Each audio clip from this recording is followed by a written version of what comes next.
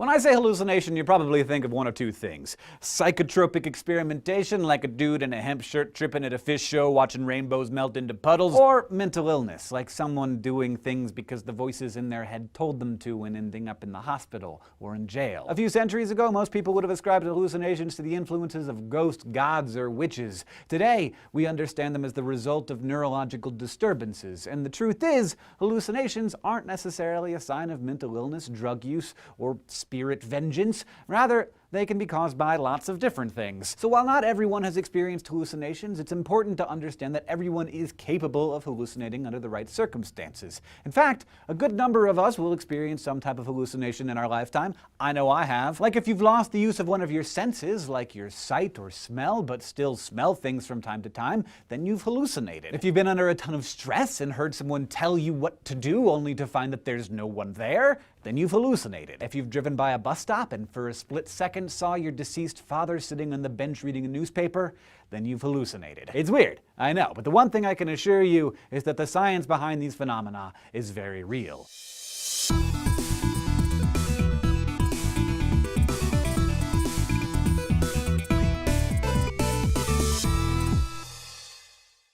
Whether they're fun, enlightening, confusing, or terrifying, all hallucinations involve sensing things that appear to be real, but actually are a product of the mind. They're not dreams. You have to be awake to truly hallucinate. Instead, they're sensory disturbances, coming in a variety of flavors. You can see light patterns and objects that aren't there, smell imaginary odors, hear voices and other sounds, or feel physical sensations like crawling skin or your own organs moving. Even out-of-body, near-death, and sleep paralysis experiences are types of hallucinations. But to understand what's not real, you first have to understand how your brain judges something to be real in the first place. This involves the sister processes of sensation and perception. Two different things. Your sensory organs receive visual, auditory, olfactory, and tactile clues pulled from the outside world in a process called sensation. That raw data is then sent to the brain, where it's processed, giving it meaning, putting it into context in the process of perception. So basically, the brain turns sensory input into meaningful information to create your own model understanding of the world. The more sensory data you collect, the more they inform that model of how you perceive the world to work. And most people's models more or less agree on the big stuff. The sky is blue, the dogs bark, kittens cannot fly, and snow is cold. But if that normal copacetic brain activity gets disturbed by, say, a dose of LSD, a seizure, a disease, or a mega blow to the head, this model can get shaky, eventually diverging from its normal representation of the world. Then, suddenly a flock of kittens fly by and a fiery rose-scented rain while calling your name. Depending on the type of brain tweak, these hallucinations may take different forms. Interesting, random, or scary. The good news is they all give us potential to learn about what the heck is going on up here. Obviously, outside substances can spur some wacky activity in your mind, and most ancient cultures have some tradition of vision questing aided by some psychotropic substance.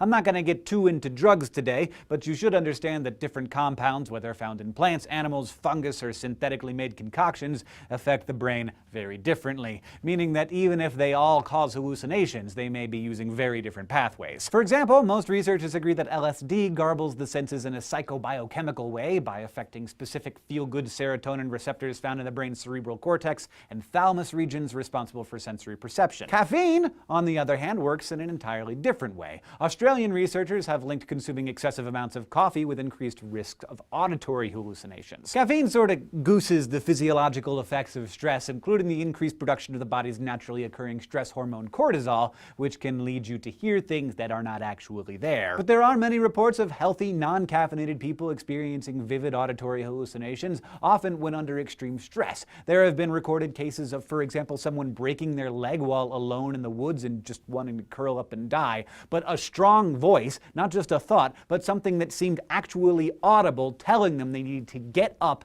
and move to survive. Grief is its own kind of stress, of course, and hallucinations have been known to occur in otherwise healthy people during periods of extreme grief. In fact, people seeing a departed loved one or hearing their voice can be a common part of the grieving process. But hearing voices is a symptom we typically associate with mental illness, and while it's true that 70% of schizophrenics report hearing voices regularly, it's not necessarily a scary thing. In fact, one Dutch study found that a good number of mentally stable people enjoyed hearing pleasant, supportive sort of voices in their heads. Exactly how a person experiences auditory hallucinations is still fuzzy, but some neuroimaging studies suggest that it may have to do with a failure of the brain's frontal speech area. This is the part that usually lets your sensory areas know that the sound they're hearing is self-generated, like something you're just thinking to yourself. But if that signal doesn't get sent, then the brain gets confused as to where that voice it's hearing is coming from. Brain scans have also shown that people with schizophrenia have abnormalities in the areas associated with memory. That might exacerbate this failure to identify the words that show up in their mind as being part of their own inner monologue. Here's something interesting though. In the total absence of sensation,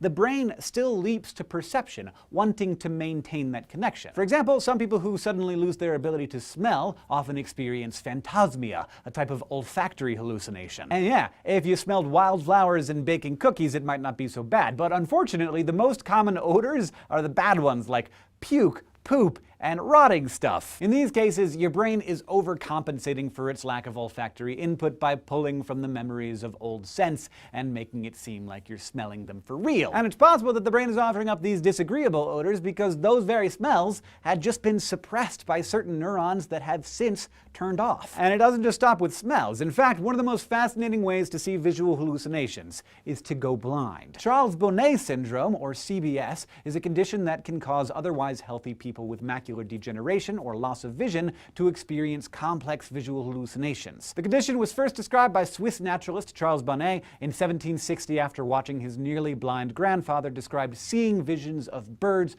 buildings, and ladies, among other things. Patients with CBS report seeing images ranging from simple geometric shapes and colors to vivid, detailed scenes, often involving faces and, for some reason, lots of little people. But these images are not interactive. The experience is more like watching a movie with the sound off, and what patients see is unrelated to anything they're thinking, feeling, or doing at the time. And none of the faces are familiar. Some are pleasing, but others are deformed, and they often have big, misshapen teeth. These types of hallucinations are very different from psychotic hallucinations, which tend to be interactive and actively address the patient, whether to support, berate, threaten, or jeer at them. Instead, CBS hallucinations are more like those people with olfactory damage who start to hallucinate smells. When a person's vision no longer functions, the visual part of their brain can become hyperactive in the absence of stimuli that it was used to. So it starts firing off images, trying to sort of keep the story going, guessing what it might be seeing if it could still see. Interestingly, the same phenomenon can be achieved under visual sensory deprivation. One study blindfolded volunteers for 4 days, and in the end, 10 of the 13 subjects reported seeing various levels of hallucinations. Different localized parts of the brain are often involved in specific hallucinations too,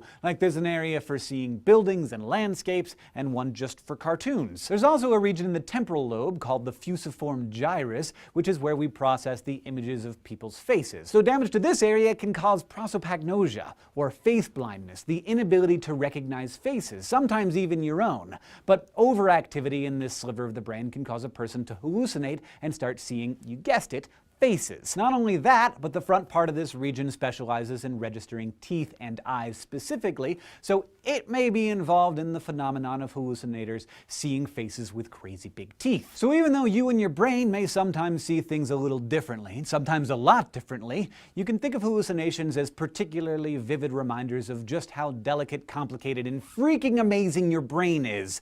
Take care of it, and it will likely do its best to take care of you. Thanks for watching the SciShow Infusion, and thanks especially to our subbable subscribers for taking care of SciShow, because your support makes this channel possible. If you'd like to choose a topic for a SciShow episode, or sponsor a graphic, or get your own personalized SciShow lab coat, go to subbable.com/SciShow to learn more. And if you have any comments, questions, or suggestions, you can find us on Facebook and Twitter, and as always in the comments below. And don't forget to go to youtube.com/SciShow and subscribe.